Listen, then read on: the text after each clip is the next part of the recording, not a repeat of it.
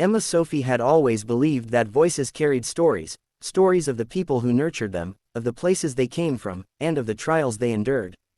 Growing up in a small coastal town in the Philippines, she had learned early on that life could be both breathtakingly beautiful and uncomfortably hard. Her mother used to say that the most beautiful waves were the ones that fought their way back after breaking. In that sense, Emma-Sophie often felt like a wave herself, fragile, determined, and always returning stronger. At just 16, her voice was something that had never quite matched her age. People often said it sounded like it had lived through decades more than she had, carrying the rawness of heartbreak and the soaring sweetness of hope. Her grandmother called it her God-given light. Her father called it the future this family desperately needs. But to Emma, her voice was simply her refuge. Their small wooden home stood on bamboo stilts near the water, where the gentle hum of the sea was her first music teacher. She grew up singing with the sound of waves, matching her pitch to the rhythm of tides. Sometimes, when the storms came in, she sang louder to drown out the fear. Singing became her way of keeping calm, holding herself together in a world that often tried to shake her apart. When she was 9, her father lost his job at a shipping company, and the family began to struggle. Her mother started selling homemade snacks along the roadside, and Emma helped by singing in the local plaza to attract customers. People would gather around, recording her, urging her parents to bring her to Manila or abroad. But travel required money, visas, opportunities, things their family didn't have. So Emma stayed in her town, her voice growing stronger, richer, more mature, waiting for a break that always felt out of reach. Everything changed the day her mother saw a poster online announcing auditions for America's Got Talent. The auditions would take place in Manila with a chance to be flown to the US if chosen. "This is it," her mother said, gripping her shoulders with trembling excitement. "You're ready, Anik. You're more than ready." Emma wanted to go. Deep down, she knew this was the moment she'd always imagined. But fear whispered doubts in her ear. What if she wasn't good enough? What if they laughed? What if her dream was too big for someone like her?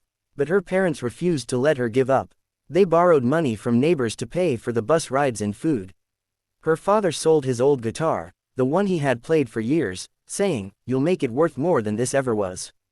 Her mother stitched a dress for her using leftover fabrics, ensuring she had something simple yet beautiful to wear.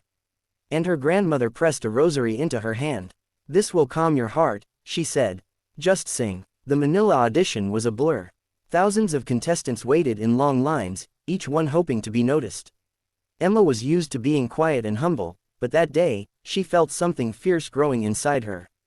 She saw dancers, magicians, comedians, and singers belting out notes for attention. But she kept her composure. She closed her eyes, breathed in, and remembered the ocean. When she finally stepped into the small audition room, the judges behind the table looked exhausted. It had been hours of non-stop performers, and the air felt heavy with fatigue. But when Emma opened her mouth to sing, something shifted.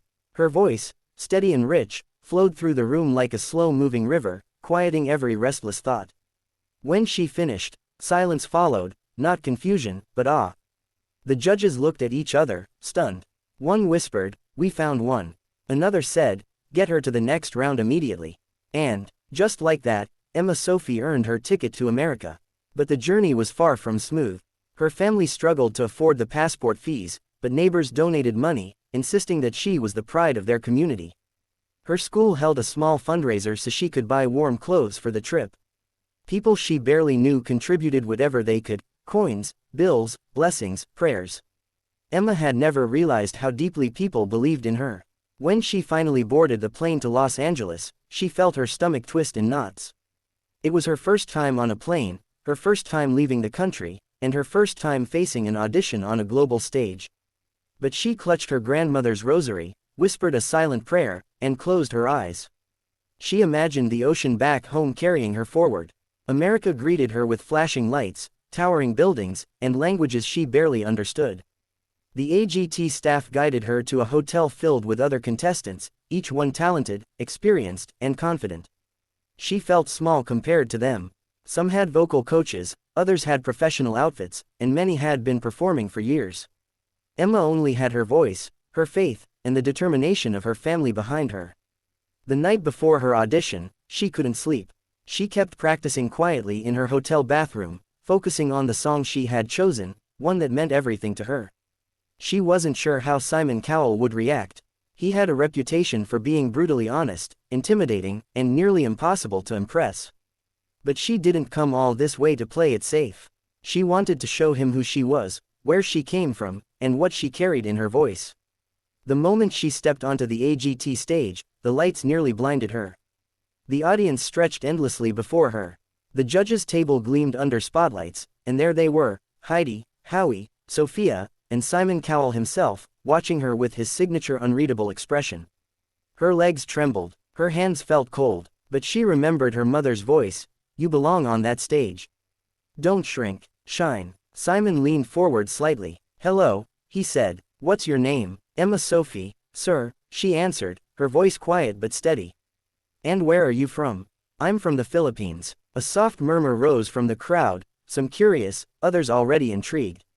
Simon raised an eyebrow. "Why did you come all the way here to audition?" Emma swallowed, her throat tightening. "Because my dream is bigger than my fear. And I want to make my family and my country proud." The audience applauded warmly. Simon nodded, expression still controlled. "All right then, Emma, show us what you've got." As the music cue started, she closed her eyes, drawing strength from every sacrifice that brought her there. She took a deep breath and began to sing. The first note was soft, smooth as silk and unexpectedly powerful.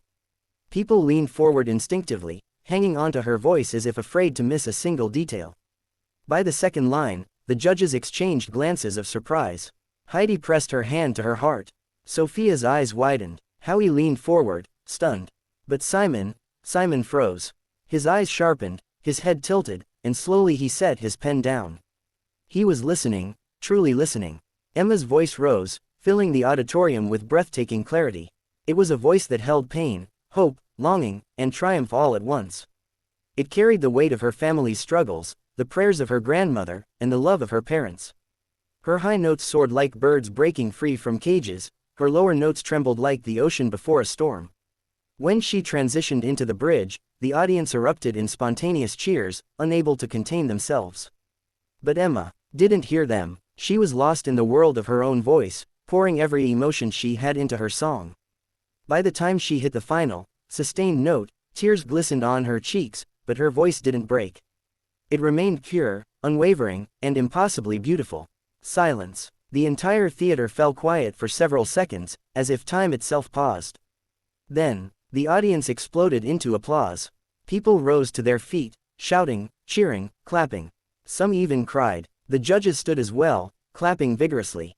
But the most shocking sight of all was Simon Cowell. He was standing, hands in his pockets, a rare, genuine smile on his face.